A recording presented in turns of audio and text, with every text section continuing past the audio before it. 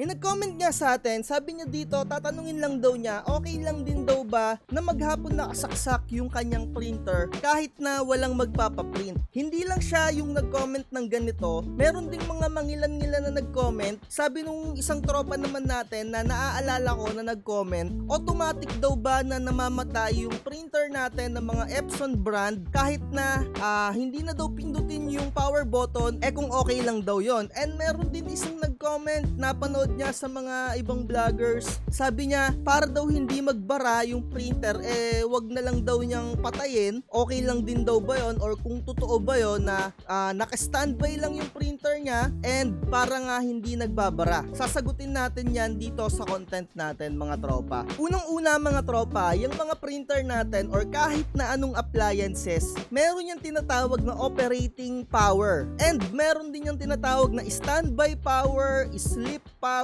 Ayan yung PAX mga tropa, ayan yung katotohanan. Kahit na anong gamit ninyo dyan sa bahay, nagkukonsume yan ng kuryente kapag hindi nyo ginagamit, basta naka-plug in yan, yung mga appliances ninyo. Pupunta tayo sa Epson website, etong nakikita nyo ngayon sa screen, eto yung pinaka-specs ng Epson 121. Dito nakalagay yung power consumption niya, nakalagay dito ang operating watts na nagagamit ng printer natin na Epson 121 ay 10 watts. So kapag ka naka-standby naman, 2 watts daw. And kapag naka-sleep, 6 watts. Dito sa specs na to mga tropa, parang medyo may konting pagkakabaligtad. Sa tingin ko, yung standby operating power consumption ng Epson 121 ay 6 watts. And yung standby naman, naka 2 watts lang yan mga tropa. 'Di ba? So ano yung pinakasagot ko? Kung okay lang daw bang maghapon nakasaksak yung printer kahit walang magpapaprint. So ang conclusion mga tropa, kung gusto mong nagkukonsumo yung printer mo ng kuryente kahit na hindi mo ginagamit, okay lang naman talaga. Pero syempre, expect mo na may additional yan sa inyong mga bills sa kuryente. 'Di ba? Eto naman tayo sa Epson 3210. Ang operating watts niya ay 14 and yung sleep 0.4 watts. And even naka-power off yung printer mo, nagkukonsume pa rin siya ng 0.2 watts. Ano ba yung naka-power off? Naka-plug pa rin sa kuryente yung inyong mga saksakan ng printer pero nakapatay. Nagkukonsumo pa rin siya ng 0.2 watts. And sa standby naman, 4.0 watts. Sa susunod, maghahanap tayo or bibili tayo ng watt meter para ma-check natin kung tunay ba etong operating power or operating watts kapag ka umaandar yung printer, kapag ka naka-sleep, and kapag ka naka-power off, kung nagkukonsume ba talaga ng kuryente pa yan, and kapag ka naka-standby. Sa susunod, papakita ko sa inyo. Nasira na kasi yung watts meter ko, no? Yung kumbaga para malalaman mo kung ilan yung nakukonsumo ng appliances mo. Bibili na lang ako ng bago, mura lang naman yon, around 300. Bawat printer may kanya-kanyang specs yan. So dito naman tayo sa Epson 5290, which is eto yung pinaka-latest ko ngayon na printer.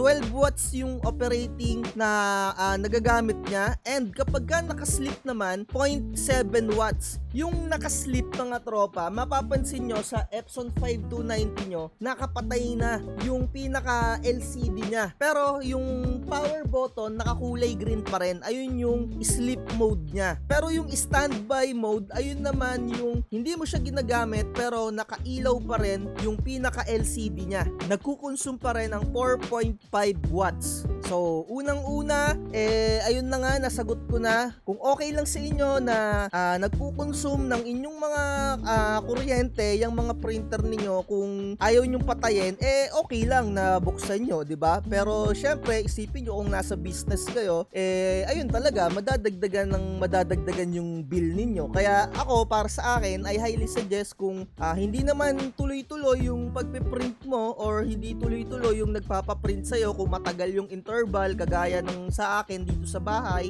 hindi naman palaging may nagpiprint, I highly suggest na patayin mo. At mga tropa, yung Epson printer natin, hindi siya kagaya ng mga ibang printer na meron siyang automatic na turn off, 'di ba? Kagaya nga ng nag-comment sa atin, hindi ko na makita yung comment niya, pero nag-comment siya sa atin, nag-message pa siya sa atin sa Facebook page. Sabi niya okay lang daw ba na hindi napatayin yung power button at kusa bang nagto-turn off yung printer natin. May mga mangilan-ngilan na model ng Epson printer kagaya na itong Epson 5290, meron siyang settings na automatic na nagte-turn off, pero isi-set up mo pa siya. Merong naka-settings doon na within the 30 minutes na hindi ginagamit yung printer, mag-automatic turn off siya. Ang interval 30 minutes palagi. Ise-select mo doon 30 minutes or 1 hour, 2 hours, 3 hours, 4 hours, 12 hours.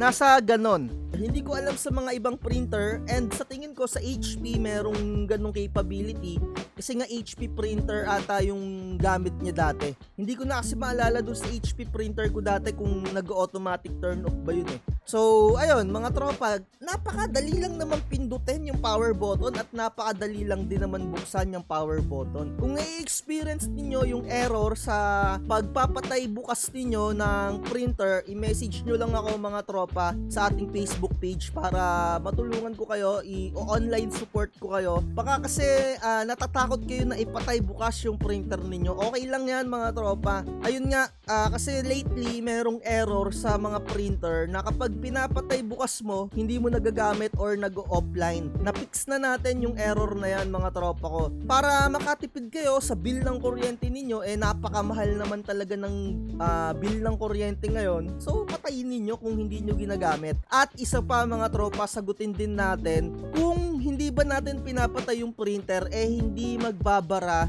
yung ating mga printer head. Mga tropa, kung gumagamit ka ng pigment ink, magbabara at magbabara yan kahit hindi mo patayin yung printer mo. So i-explain ko sa inyo yung logic mga tropa, no? So yung pigment ink, napakadaling matuyo niyan at depende sa mga brand na gagamitin nyo. Sa akin, si Hansol pigment ink, yung black talaga niya, as in mabilis matuyo. So oras lang, halimbawa 4 hours or 5 hours or 6 hours ko lang na ma-standby yung printer ko, yung kulay black niya, minsan medyo may kulang na or may putol na sa nozzle check. So eto, siguro i-explain ko sa inyo ng medyo nakakatawa, no? Yung kulangot ninyo mga tropa, kung hindi nyo pa tatanggalin yan sa ilong ninyo, lalambot ba yan? Diba? Mas titigas yan. Kung tatanggalin nyo yan, syempre mas merong panibagong malambot na mamumuo dyan.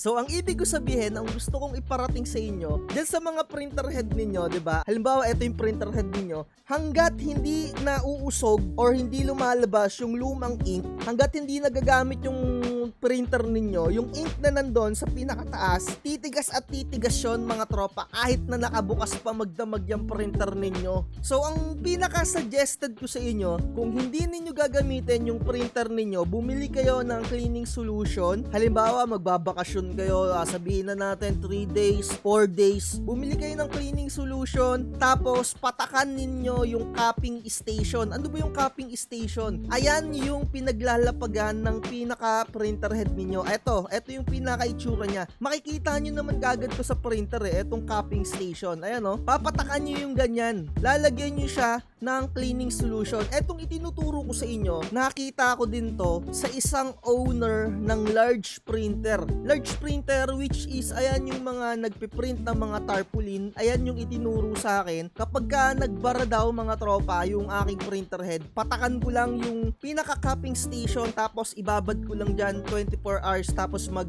head clean ako. And kung aalis naman daw ako ng halimbawa tatagal ako ng 3 to 4 days, ibabad ko lang daw yung printer head ko gamit etong mga cleaning solution mga tropa, para kapag ka nag head clean ka, malambot yung pinaka ink na nandun na namuo, diba? So kung hindi mo gagawin yon, syempre titigas yung pinaka nasa ilalim niya. Ayun talaga yung pinaka sekreto, hindi yung i-standby mo ng matagal yung printer ninyo para hindi magbara. Sana nagigits nyo yung logic, no? Ulitin ko lang yung pinaka-logic. Ito yung printer head ninyo, nandito yung pinaka-ink. Kung hindi mapupush through yung naka-first move doon, kung hindi lalabas yun, syempre titigas yun mga tropa, kahit na nakabukas pa yung printer mo 24/7. Ang kailangan yan, mamumove forward or gagamitin mo yung printer para meron siyang panibagong ink na nandun na nakasave, or else papatakan mo nga yung pinaka-cupping station niya para halimbawa ito yung cupping station and ito naman yung printer head mo, nakababad siya sa pinaka cleaning solution, which is nakababad nga yung printer head mo dun sa cleaning solution na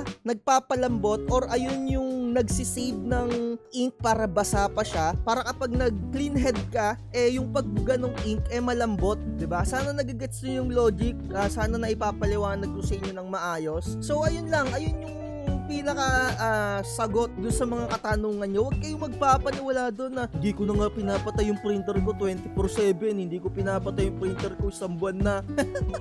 Tignan ninyo, patayin ninyo yung printer ninyo at tignan nyo yung pagbabago sa bill ng mga kuryente ninyo. Medyo kahit papano babawas yan, 'di ba? So alam nyo naman, merong operating watts, standby watts, sleep, 'di ba? Pero kung okay lang sa inyo na madagdagan yung bill ng kuryente nyo, go for it. Always do what's work for you. Kung naniniwala ka doon sa idol mo, go for it. Na kahit hindi ka na mag-research, 'di ba? Kasi idol na idol mo yung isang tao. Utong-uto ka na syempre wala kang alam, and then napanood mo sikat na tao. Akala mo una yung sinasabi niya, ikaw na lang bahala mag-explore, 'di ba? Research is the key. Time to time magigain ka rin ng knowledge diyan, and time to time mas maliliwanagan kayo sa mga sinasabi ko dito. So ayun, siguro dito na natin tapusin yung vlogs natin. Sana hindi ko napahaba yung video. Message lang kayo sa Facebook page natin kung gusto nyo ng mga templates or para masuportahan nyo rin yung channel natin. At salamat sa mga nakaka-appreciate dito sa vlogs natin. Pwede kayong mag-send ng Gcash din dyan mga tropa, no, para masustain natin yung vlogs natin, or simply avail the template, Canva Pro and everything. Ayun na lang. Like, share, and subscribe. Lagi ko sinasabi, huwag magpapauto mga tropa.